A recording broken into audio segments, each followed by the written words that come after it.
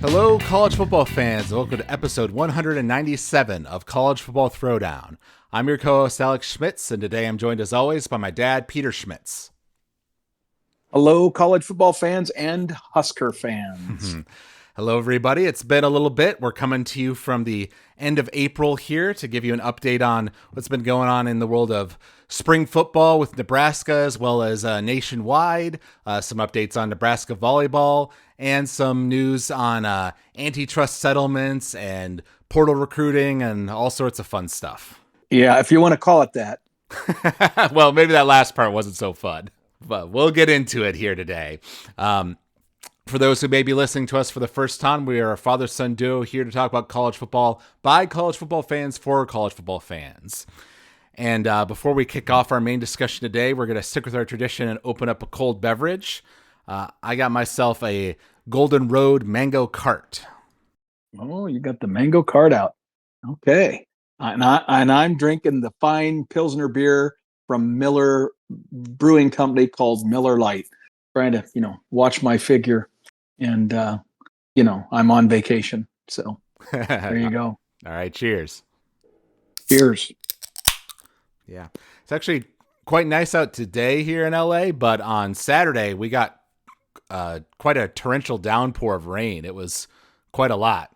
So that was kind of surprising.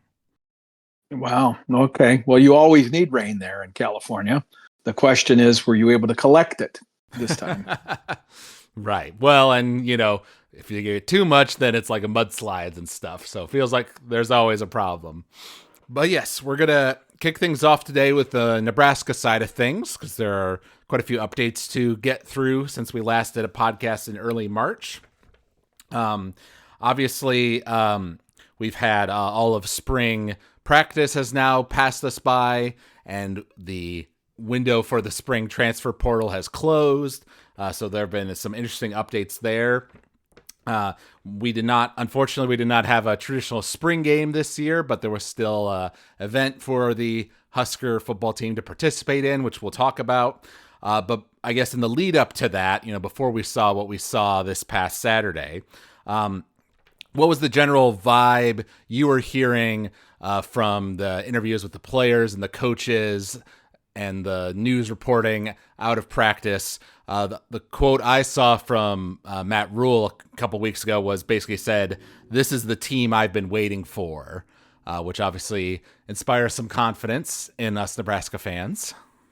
Well, and also caused a lot of conversation as well within the various media and, new media sources within the Nebraska sphere, if you will. I would say leading up to the Husker games, things were generally very positive, right? Like they felt like they were making progress, that, they got everything in that they wanted to get in. They were emphasizing the areas, of improvement that they wanted to achieve and all that. And they were doing so without any major injuries. One of the good things is basically, think about that. Last year, we effectively lost two potential top 44 type players in our spring game a year ago, right? And neither of those players then was able to contribute much at all last season. And so we currently, at least as much as we know, did not have any major players like that get lost to, an ACL or more severe type of injury that would pretty much write them off for next season. So that's a good news thing, right? That we didn't have one of those kinds of events this year. Definitely. And, we've talked before about the reasoning why Matt Rule didn't want to do a full spring game this year, and we won't relitigate all that because we did on a past podcast. But one of the reasons he listed was the injuries concern because of those injuries we did sustain in last year's spring game. Right. Obviously good that we avoided that in the game itself, as well as in the practices leading up to it and the scrimmages they were doing there.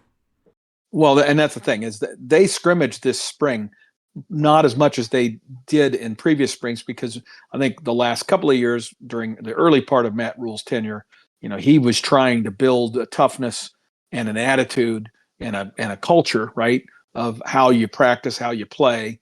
And I think he feels like he's in a better spot in regards of implementing that. So he didn't feel the need to be as demanding from a physicality standpoint because the guys are already demonstrating it. That's already part of the culture. Yes, definitely.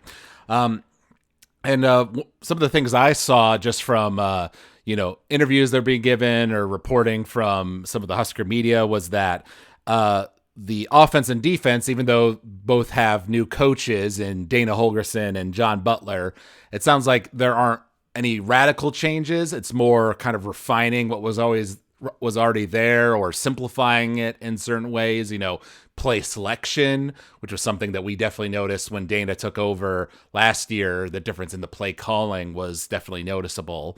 No major shakeups there, which is good from a continuity perspective.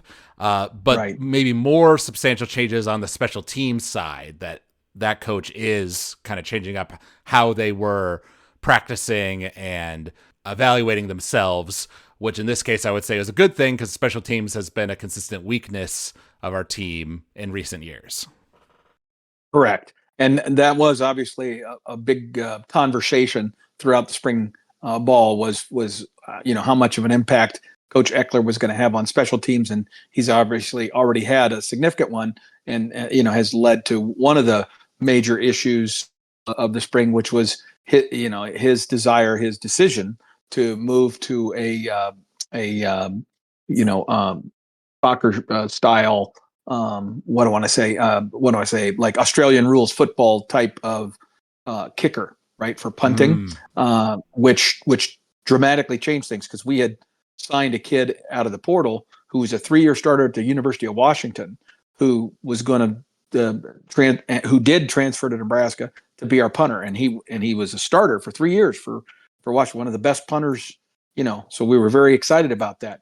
But then Eckler came in after that, and Eckler said, I really, really, really want to go to this, side kick style of punting because I want to take advantage of the rules. I'll get into that rule issue in a second. But bottom line is he's adamant that he wants that kind of a kicker. That doesn't mean that there won't be times when we'll do a traditional punt, but most of the time we're going to do this new way of punting, which Australian rules football guys know how to do, right? Because that's much bigger part of that game. And so that took that kid now. He was now a misfit, right? He didn't have the right fit. And so I think to their credit, both the coaches and this young man recognized that. They worked very hard to explain it publicly so everybody understood why this guy was leaving. And I think did a lot to help present him in a very positive light that he did everything we asked him to do. He's a great man, and we want nothing but the best for him. But we've made a decision as a program to go in this other direction, and we're gonna help facilitate wherever he moves. You know what I mean? Mm-hmm. So, but the problem is it's not a good situation for him. He gets screwed to a large extent because how many teams right now need a punter, right? They just went through spring practice. So unless it's somebody who had a punter get injured during spring, which ironically was us last year, when our kicker got hurt during spring, do you remember that? Yeah. But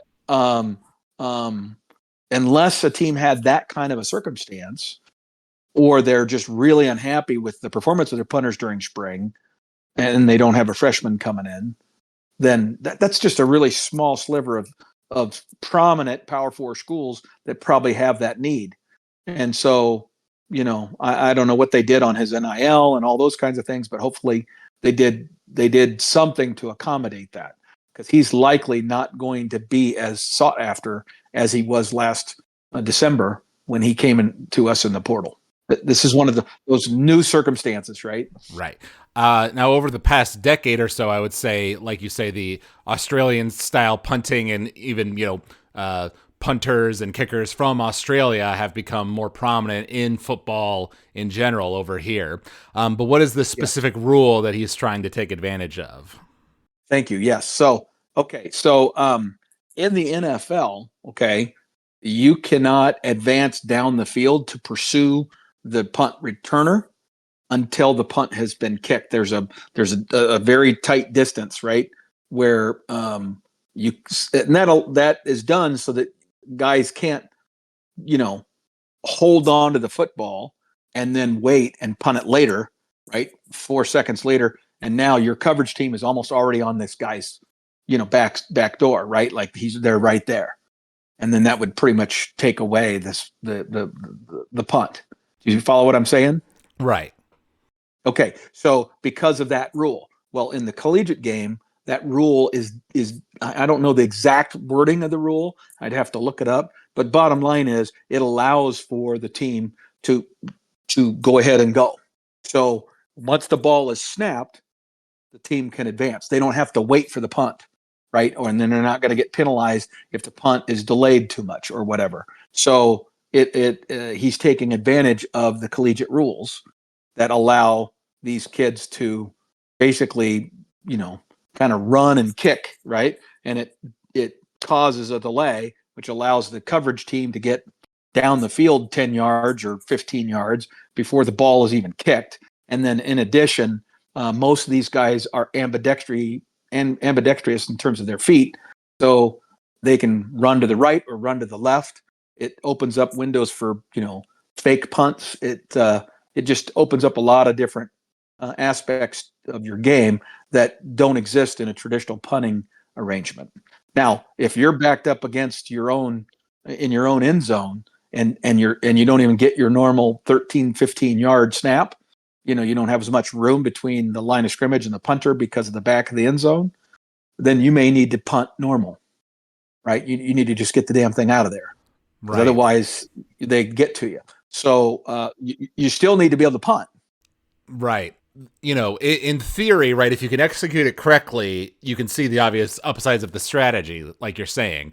But the risks are, A, with the Australian-style punt, if you don't have a good line, if you're trying to hold on to the ball and wait before you kick it, but your line isn't good and, the defense is coming right at you, then you're running the risk of the punt getting blocked or you getting sacked or whatever, and then that's a disaster. Absolutely.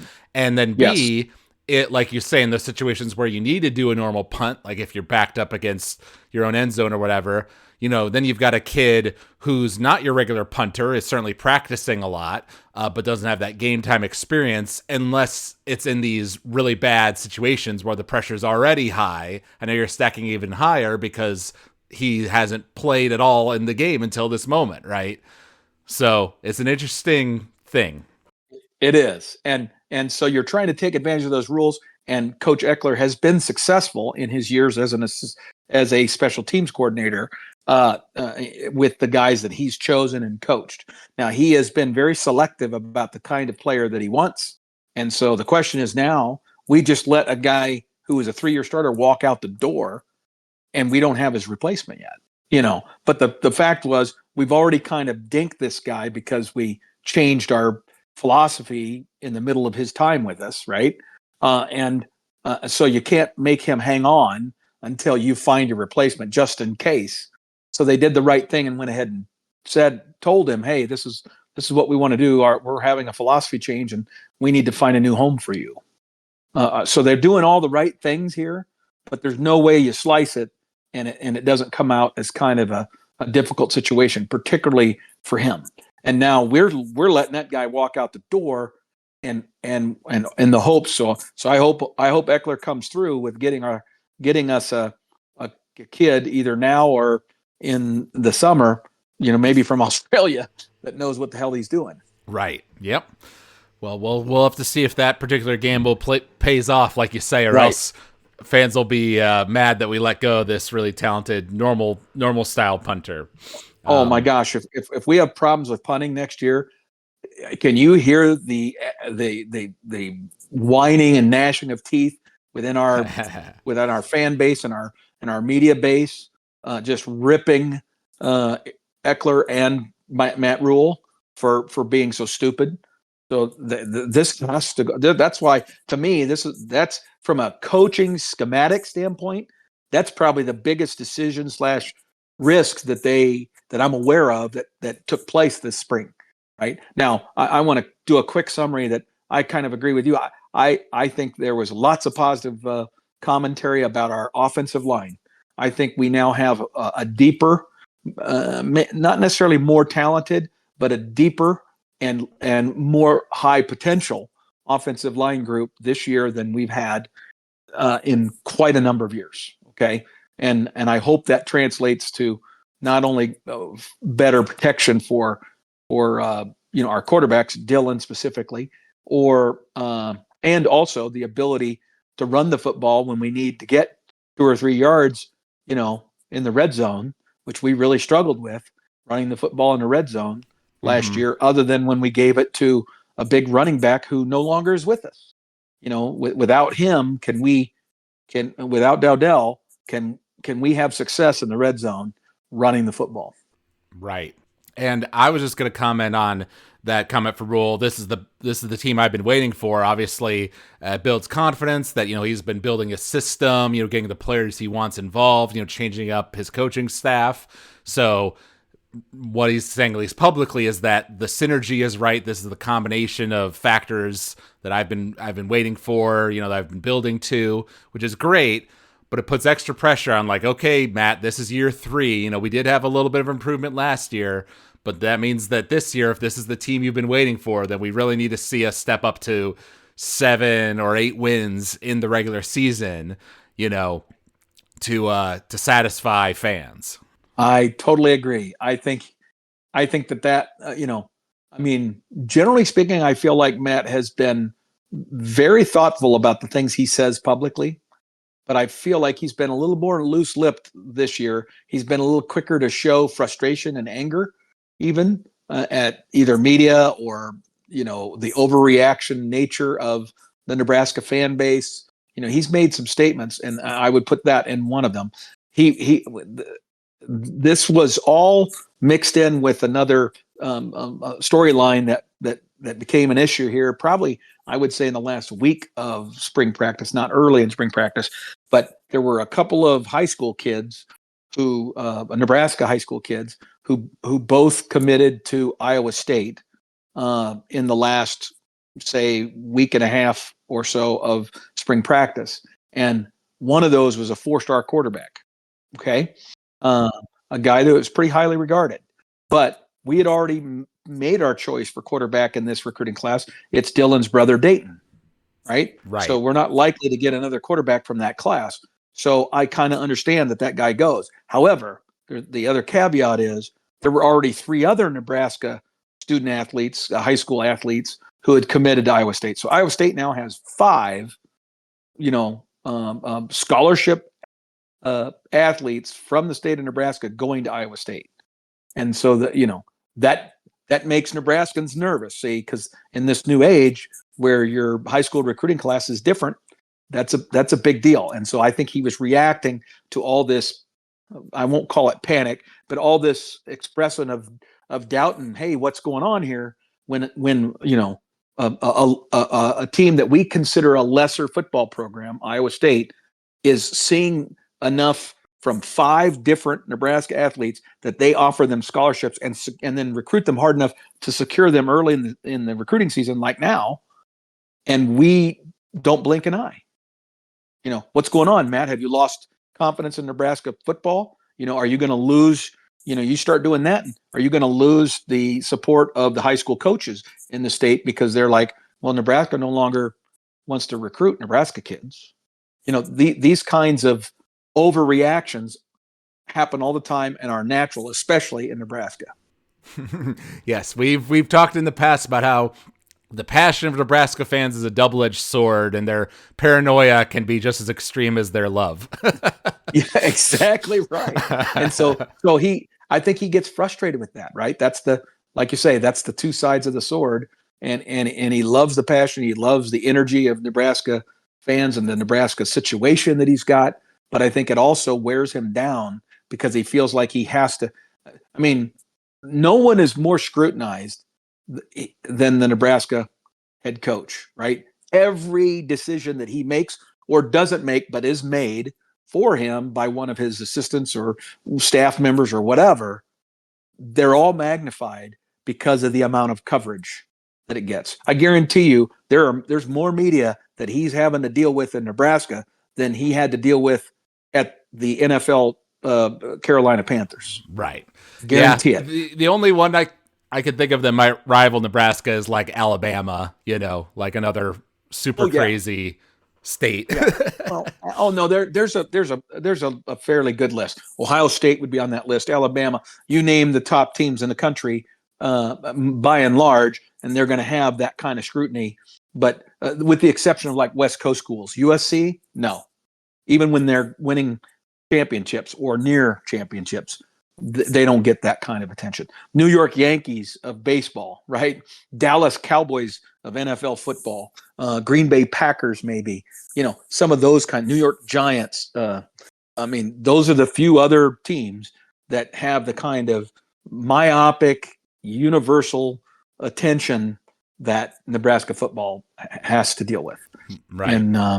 And I just think that I've seen some signs of Matt kind of losing his patience a little bit with some of the overreactions where it's like, guys, just chill out, okay? Because that was his reaction was, I finally have the team I want, and I'm building on that. You know what? I'm not playing in the Big 12. This was also a remark in that same time frame, right? He basically said, I'm not playing in the Big 12. I'm playing in the Big 10. I have to try to put together a roster that can beat Ohio State. Right. One last thing I wanted to mention, just a nice comment I saw from Marcus Satterfield, obviously our former offensive coordinator who has stayed on with the team as a tight ends coach. And this is a quote from him from a recent interview where he says that his decision to remain on the coaching staff was akin to a player being benched, and he sees it as a learning lesson for the roster. Quote, I wanted to finish what I started. You practice what you preach. So I think that's just a good kind of humbling a little bit, of Satterfield basically saying, I know that I didn't, rise up to the occasion. And rather than, going to be an offensive coordinator elsewhere, I'm going to show the team that I'm still with them, and it's like, you like a player getting benched, like you stick with the team, you don't transfer out, to go somewhere else. That's what we're telling the players. So that's how I'm going to act as a coach too. Right. Yeah, and I think overall the energy, the camaraderie, the culture, both of the players and the coaching staff, probably is as good as it's been since Matt became our head coach.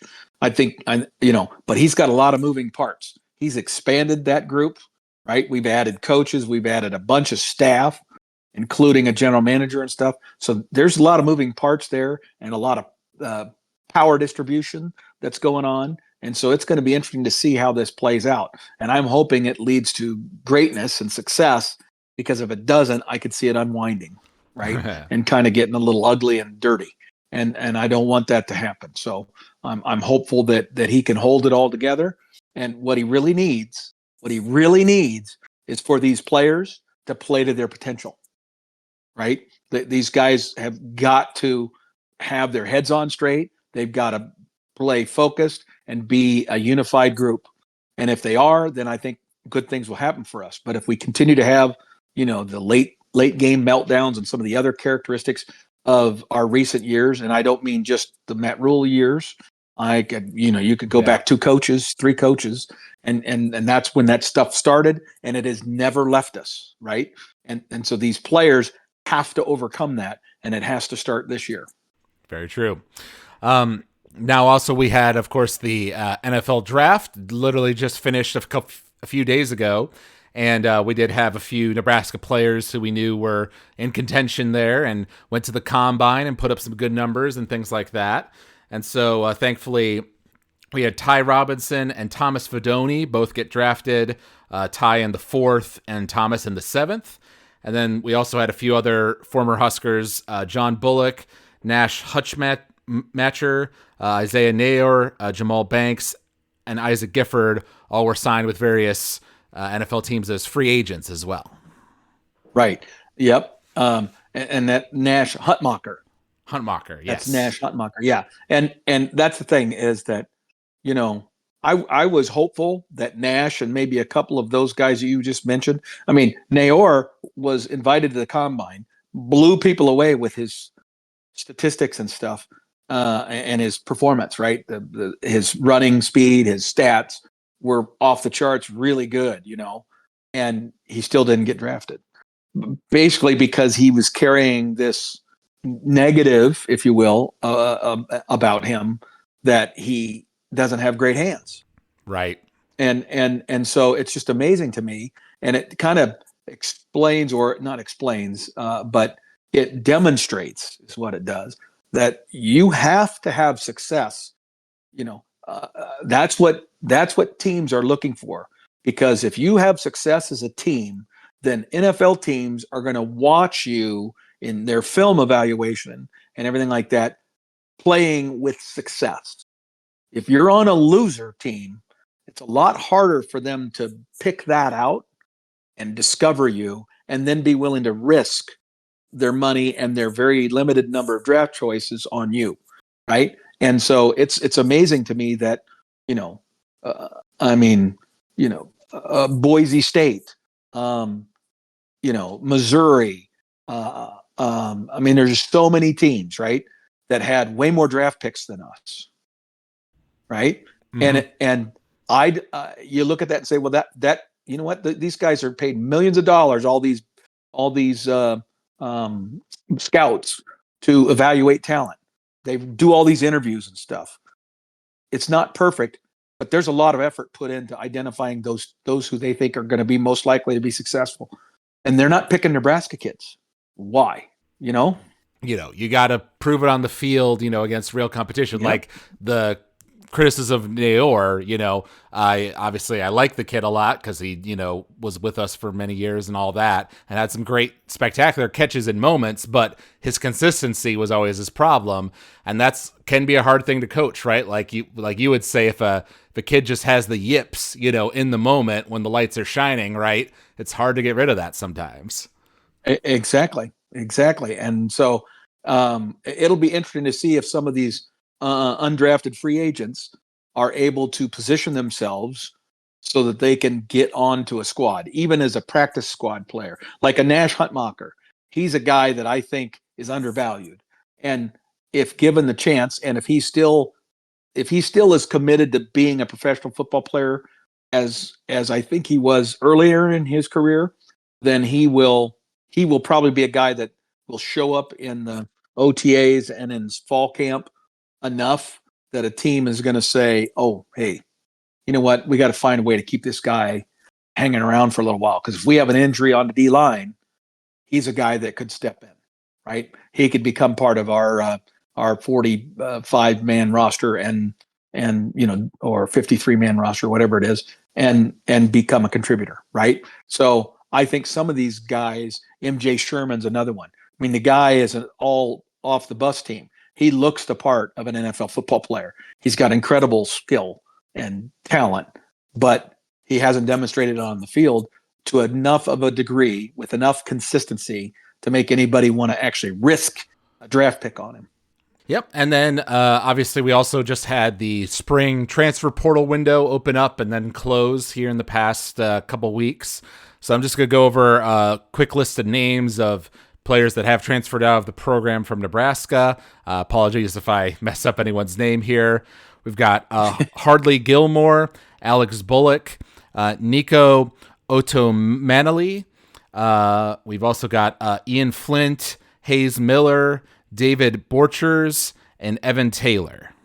Yeah, and there's a couple of names on that list. Obviously, Harley Gilmore was a guy that we got out of Kentucky, and had huge promise, but he was basically let go by the team for other reasons, of which I don't have all the details. I've read rumors and all this sort of stuff, but bottom line was he was a culture subtraction, so they felt the need to go ahead and separate themselves from him. Interestingly, he's back at Kentucky. So he's back at his original school, and we'll see how that all plays out. Guy's enormously talented. And so if whatever the problems are that led to him not staying at Nebraska, hopefully that experience and the likely loss of NIL revenue that he just experienced, right? He just got a big pay cut in all likelihood, right? Right. those are hard lessons for a young person to learn, but maybe he learned them. And that might be the impetus he needs to mature and then maybe discover his full potential as a football player. And so that would be great for him. Sad for Nebraska that we didn't get to reap the benefit. But if ultimately that's what happens for the kid, that's probably a great thing, right? For him and his family and his future family. Rule's philosophy is even if you have a bunch of talent, we've transferred you in here to take advantage of your talent and your experience. If you aren't matching up with, the attitude of the team and the expectations I have of discipline and this and that, you're going to let go, even if you do have that talent. And I think it's good to establish those rules. Yes. Oh, absolutely. I'm not being critical of Nebraska's coaches at all in this. I think it was pretty cut and dry what they needed to do, and they did it. Even in the face of a very talented football player who they would have obviously liked to have had on their roster. So that's a good thing. And then the other one was that's disappointing is the Ominelli guy with the long name, who's I can't remember because I don't have the spelling in front of me, but he was a field goal kicker and a pretty good one. And he's a freshman. So, I mean, he had at least 3, if not 4 full years of eligibility still, and he's already leaving. So, and again, that's another special teams. That's a specialist leaving the program, very talented. That's the nature of changing coaches. When I will say, we'll talk about the Husker Games here in a second, but my understanding was there was a kicking competition of some sort. I believe Nico participated in that, but did not perform particularly well. So some people speculated that that might have been part of the reason, but I'm sure, like you say, there's probably deeper things as well. Well, yeah, and even if you're a young kid like he is, you're struggling. The problem, I hate the current structure because it allows and gives pathway for so many of these young people to just walk away from the challenge, walk away from the roadblocks, and start over again, right? And so they don't learn to take on the challenge. They don't learn to overcome. They learn to avoid, go around, or blame somebody else. And I'm not saying that about this kid. I'm saying just the atmosphere, the structure of athletics, collegiate athletics in the United States now gives almost every athlete that kind of a path. And that is the opposite of what I think is healthy for those young people. Right. I would agree. Speaking of those Husker Games, that is what happened this past Saturday. It was a combination of events for the football team. There was the women's flag football team also got out there on the action.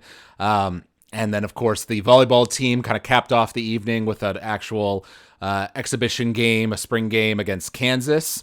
But we'll focus on the football side of it for now. Obviously, all Nebraska fans would prefer to have a proper spring game. They're always well attended. They're always exciting, for us fans. But we understand the reasons why it didn't happen this year. We've gone over that in the past. So as terms of a replacement, I think doing something like this, where you still have there was a scrimmage of like the third and fourth string guys, part of the point of that being to have some actual football be played and also to show off their talents to people watching so that if they are part of the folks that have to get cut for the 105 roster limit, then they have an extra showcase of what they can do and can maybe find a home at a different school, which I think is smart. There was, like I said, there was a kicking competition. There was weightlifting for charity. Dylan Raiola was doing a throwing competition, trying to throw the football into the basketball hoop, and he nailed it, and that became a little mini viral clip. So in terms of doing something to get the football players out there that's not an actual proper game to avoid getting hit and things like that, I think this was fun and a good idea. I wish it was better coordinated. I tried listening to some of it via the radio because they were broadcasting it via the radio, but it was a little hard to hear them because you also have the announcer going on in the background, announcing to the crowd that's physically there. It sounded like there were multiple events going on at the same time. And, this person's going down to interview, with Will Compton or whatever, or the athletic director. So I would wish that they had invested some money in like actually having like a camera crew there, even if it's a small one hired by the university, throw it up on Twitch or YouTube as a free stream, free to access, but you can put ads on it. There's ways I think you can monetize it and get out there for the Nebraska fans that are hungry for some football content, even if it is, more exhibition related stuff and games than actual matches. So I hope if this does continue that they kind of do it better next time. I think that's a great summary.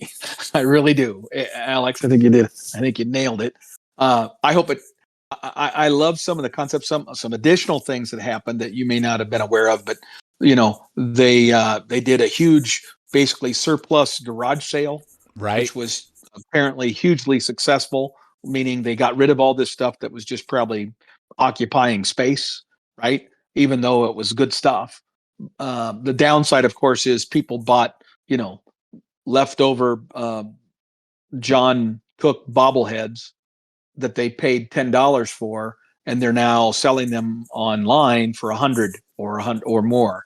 So there's some people who are entrepreneurial out there who were able to go down there, buy quantities of stuff, and make a ton of money. Yeah, I mean, that's normal. Unfortunately, I on the radio I remember them mentioning that like they saw somebody with like a wheelbarrow full of stuff. So some people went to town on buying all this equipment. Well, and the thing that screams to me is don't do that way again, right? Right. Because obviously, if you have some patience, they wanted to just clear it out, right? So it's like a human person choosing to have a garage sale at their home. They're not going to put the actual value price of everything, right?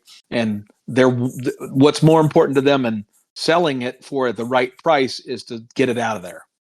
And I think that was the mentality that the athletic department had. But they left a bunch of money on the table. And so hopefully now that it's downsized, that extra stuff, they would then be able to say, hey, there's an opportunity for an online store here. Right. Going forward, let's just do it this way and we'll make more money. I don't know. That's just a thought. Or even, have a stall for it at games, like buy this equipment, but there's a limit of like, 2 per person or something like that to keep the excessive scalpers out of it. Yes, exactly.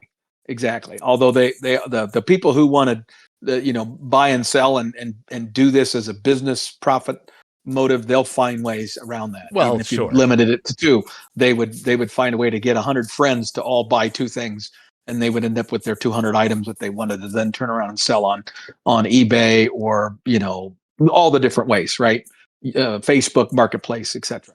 But in addition, they did a fundraising event the night before that involved events and experiences, right? A kind of I don't know that it was a black tie affair, but it was a nice meal that you had to pay to attend, right? A little bit like what you grew up with in our Gladhander event, right? Silent auction items, a chance to have dinner with Coach Rule, a chance to have dinner with Dana Holgerson, right? And things like that. A suite. Somebody decided they weren't going to use their suite this year, and so they put that up for silent auction to have the suite for a year in the stadium and in the Bob Devaney Sports Center, or for the volleyball game. I mean, how cool would that be, right? Like that's a huge hot ticket. Yeah, that one went for a lot, I'm sure. I suspect it did. So but they made I don't know 6 figures comfortably in that event. So very impressive. And so I think that's something that has legs and should become a part of it, especially if you can promote it better and identify specifically where that money's going. Is that going to NIL? Is that going to help with the revenue share for the players, et cetera, et cetera? I think those are some good ideas. I hope we never again see the Husker Games as displayed there, even though there were some parts of it that were cool. And of course, Dylan throwing that 40-yard or 45-yard pass into the hoop was pretty damn impressive example of accuracy. But anyway, it is what it is. I hope that we have guardrails up and a defined process to this stupid portal thing and this free agency concept that's continual, and put some boundaries on this stuff. And then Matt Rule can go back to spring game, because I was just lamenting with Kim today, that you and I would have been talking tonight about the game. I would have probably watched it a couple of times before we had this podcast, and I'd be watching it 2 or 3 times over the course of the summer just to feed my anxiety for watching Nebraska football. And now I'm going to have to go through a whole summer without that replay available to me to go watch and get excited about Dylan and his improvement, or the running backs, or the offensive line play, whatever might have happened in a normal situation. Right. So I'm desperately hopeful that Matt Rule comes back to the traditional spring game, because Nebraska was one of the best at it. Right. You go back to the last 20 years, since the early 2000s, we have been the leaders in developing that into an event that was hugely popular for not only the fans, but for players and for recruits. And we lost all that, right? This has historically been a big recruiting weekend. There was very little recruiting accomplished during this weekend. Right. And just a quick question, because I know that some schools have followed Nebraska's path of not doing a traditional spring game this year, but then other major universities still did. What's your kind of read on that? Like, would you say maybe in terms of the major football powers, would you say maybe like 20% opted to do something different this year? Or is it more? Is it less? No, I think 20% or less. Mm-hmm. Yeah. I mean, there were some big names schools other than Nebraska that chose to do the same thing, primarily for some of the same reasons. But Ohio State did one, Michigan did a spring game, all that. Now, interestingly, by and large, most of the schools who did full spring games had diminished interest this year compared to historic numbers.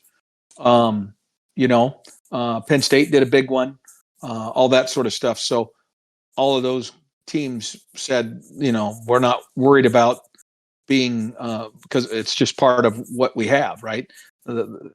What Coach Rule did not shield Nebraska's football team from being tampered with, right? It just made it a little harder for those who might be interested in some of our players to develop a read on how good they might be, right? Because they don't have a game to watch and rewatch and break down film off of.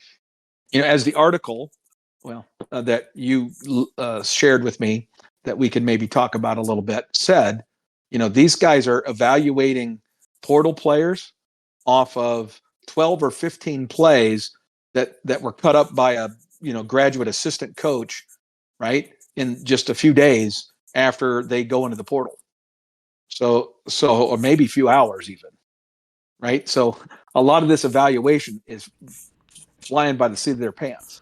Well, and more so than the evaluation, what was a shock to me, and this was a article that was on ESPN the other day that I shared with you, where they went behind the scenes at a small or agency firm, I should say, that represents players for these NIL deals and portal trades and all that sort of thing.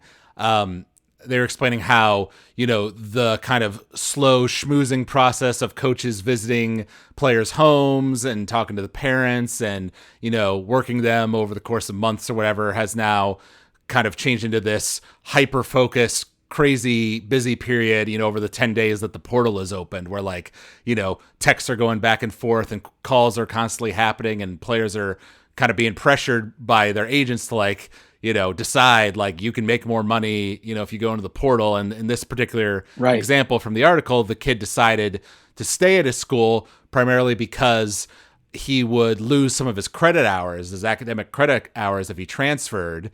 And he had a priority on his education. And so he decided to stay at Georgia Tech, I believe it was his current school. Correct. Yeah, and yeah, to dive into that article a little bit, it just highlighted all the horrible things about this system, right? And the mistrust. You have a mother who was involved in that process, who was very critical of the Georgia Tech coaches, okay, and thinking that they were purposely um, undervaluing her son, okay. And I get that. That's a parent being a parent and thinking their child is, all that in a sliced bread. But the fact is that how a parent who has basically 3, maybe 4 years of data of these coaches treating their son well, right? He was a starter for them last year, right? They have taken care of him. They've coached him. They've guided him. They've improved his skill sets and put him in a position to be a starter at a Power 5 school. And her immediate assumption is they're playing games and somehow doing dark things that are not in her son's best interest. Where does that come from? All the data points to the fact that these coaches built this kid's skill set and improved him to the point where he was a starter at a Power 4 team. And yet, I think her reaction is typical and probably common, right? Like the more likely attitude of a parent. Right. And it shouldn't be. Well, but I will add that at least according to these agents, who were representing him, they had put feelers out to other schools, and these other schools were ready to offer him a significant increase to his NIL package. And through his talks with the Georgia Tech coaches, he was able to secure for himself a small bump to his current money, along with choosing to stay for the academic reasons I mentioned. But if the mother is, talking, hearing these things from her son and hearing that, oh, I'm being offered this much, to go to this school or whatever, then I totally understand why, she would say, oh, they're screwing you or whatever. Well, but here's the thing. Then you don't understand this circumstance. Okay. And again, I'm going to go back to a Matt Rule statement. The desperate set the market. Right? Yeah. That's true, right? That the team that is desperately in need of something is going to overpay to get that thing they think they need, right? And especially when there are no rules, there's no salary cap, there's no structure to any of it, and so that you know how fast those quote prices for individual players are going to skyrocket and climb to absurd levels when you're in that kind of an environment. Because every year when you have literally 130 teams that are Division I that all have, to one degree or another, the ability to play this game now of portal and NIL, okay, there are going to be teams every year. Like in that article, it was Virginia. Virginia lost a starter, or a guy that they intended to have as their starter, to an ACL injury. So now they're sitting there with a hole in their roster caused during spring practice. Well, they're desperate. So of course they're going to offer a lot more money. That's the nature of it. Mm-hmm. That doesn't mean he's worth that. And although this wasn't presented in the article, I would like to think that young man would recognize that, number one, I'm a starter at the school I'm at. These coaches know me. They trust me. I've been able to demonstrate that trust over a period of years. I know this defensive system. I know the play calls. I know everything about it. I have some of my best friends I've ever had in my life that are now, I call them my brothers, that are in my team. All of these things are already present for me here. Okay. And you're not assigning any value to that, any dollar value to that. You know how many kids would leave that situation, go to another school, and either be, quote, quote, promised the starting job, which is a horrible thing to do, but or be given some indications that it's highly, highly likely you're going to be the starter. But then what happens when you get to that new school and the defensive back coaches uses entirely different terminologies and he teaches different techniques? So now the things that you've been repping for 3 or 4 years, you have to do something different. Right. The muscle memory isn't there. There's so many things that can go wrong in that scenario.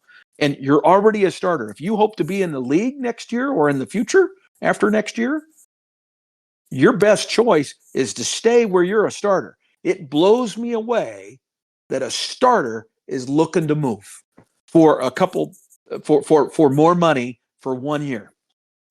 Right. It just, I'm telling you, the long term, if they're getting good advice, sound advice from parents or coaches or their close personal allies, I would like them to say to believe that they would be getting advice to say, listen, you got to understand all of these other factors that are not in your favor if you move. Right. If you stay, these all matter. Yeah. Well, and I'll just make 2 last points from that article. One other factor he mentioned in staying was that he had, bonded with the new freshman class that had come in the spring into his, department, in his division, and in his room. Yeah. Right. And he wanted to be there to help train them up, and be there to support them as the senior and all that sort of thing. Right. And that's the way football and the sport has existed. That's what's built boys and the men for literally 100+ years. Right. And now we're going to blow that up because this guy wants to go get his bag of money, as they say, for 1 season. And I'm telling you, a bunch of those people, we gave a bag of money to a couple of wide receivers last year, and they did good stuff for us, but they weren't the panacea for our wide receiver room that we thought they were, right? Because the fact that they had good performance at their previous stops did not guarantee their success within our systems, with our coaching staff, with our play caller, all of these other factors, right? Right. And that's the part that is just being lost in all of this. And even in that article, I feel like a lot of that stuff was ignored or just simply downplayed because they only have so many room for words. Okay. Right. But here's the other thing. Here's my other takeaway that's important to you as my son. Okay. the 6 people in that business. Right. Okay.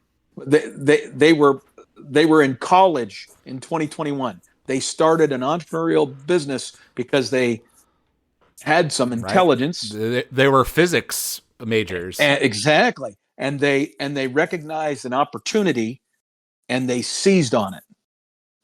He's a physicist, right? And the dude is making a ton of money being a sports agent. He doesn't, he's somehow convinced this player that, they have all these connections. Oh, really? Well, all these connections can't be more than a few years old, right? Because there's only been a portal for a few years. They're not seasoned sports agents. So this portal thing has created a massive demand for agents, for agency, for all of these. Literally, think about it. Do the math now. 105 players times 130 teams. That's a lot of athletes that are currently playing Division I football. And by the way, there's another 250 FCS and lower level teams that also have talented players that are trying to climb their way up that ladder, right?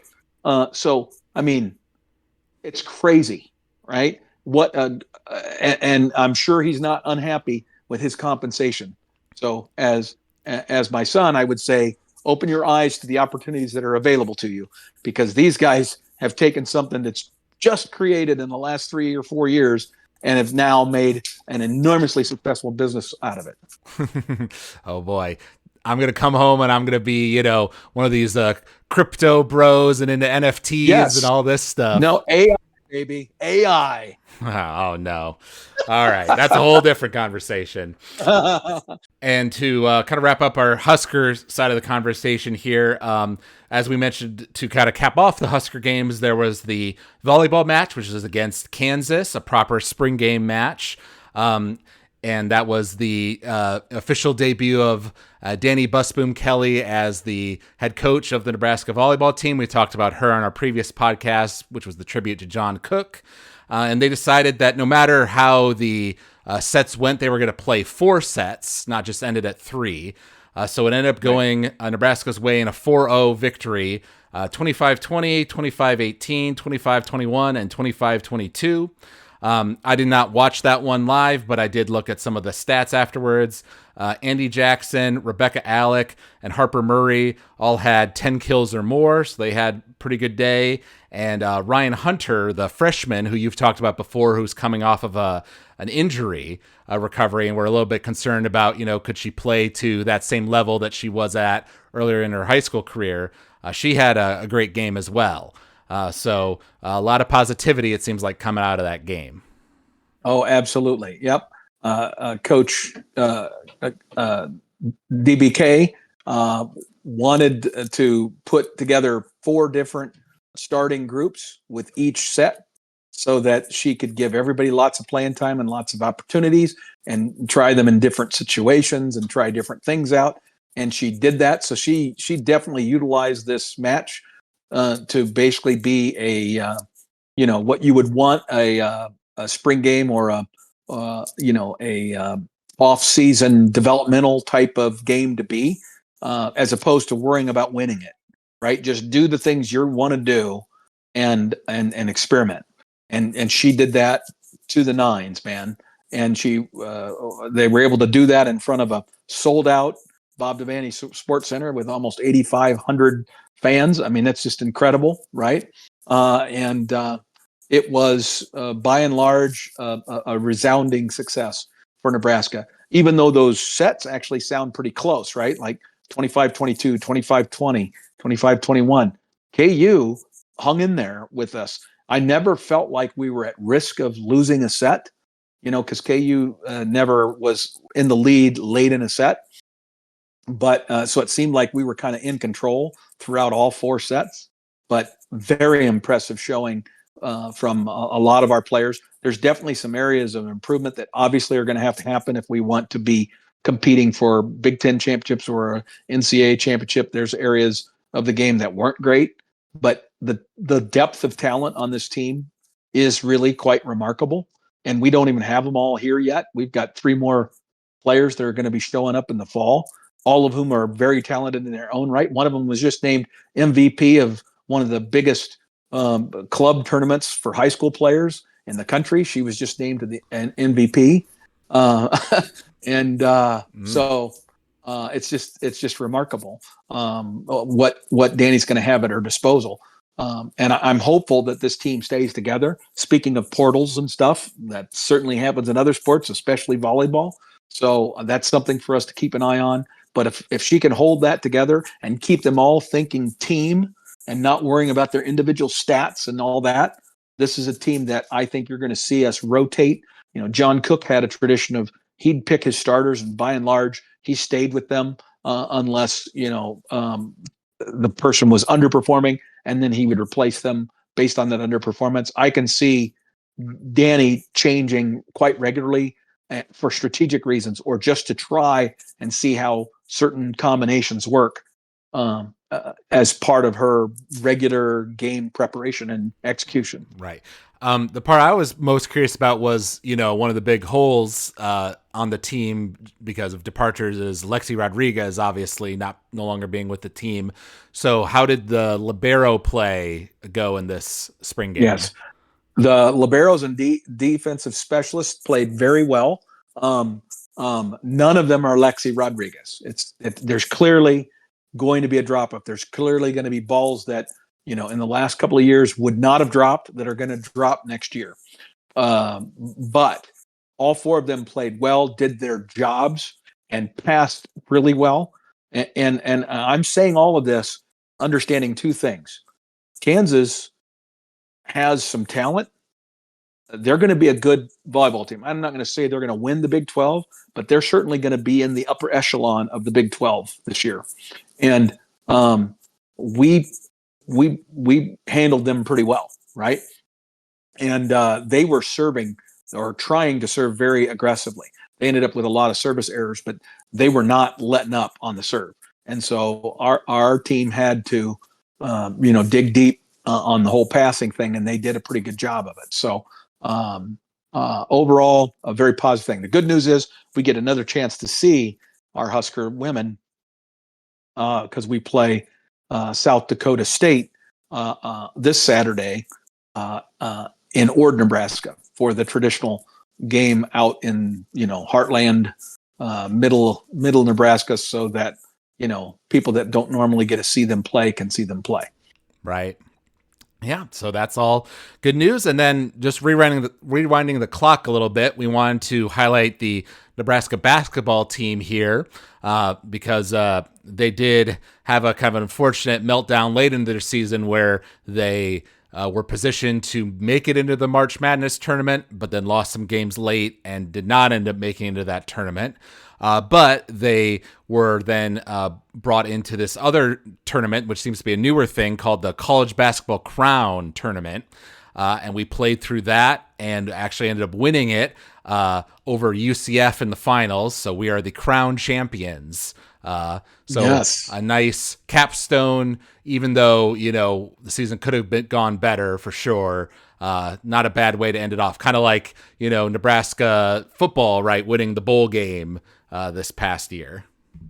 Yes, I would agree. And what you're hopeful, and I don't know that we were able to take advantage of this or not, but you're hopeful that can build some momentum for next year.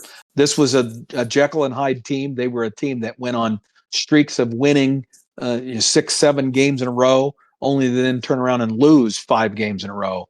And they did that multiple times over the course of the season, which ultimately led to them missing the NCAA tournament. They were clearly in, and then lost like their last 5 games, and then they were clearly out. And they chose to go to this Crown tournament, which was the first year of the tournament.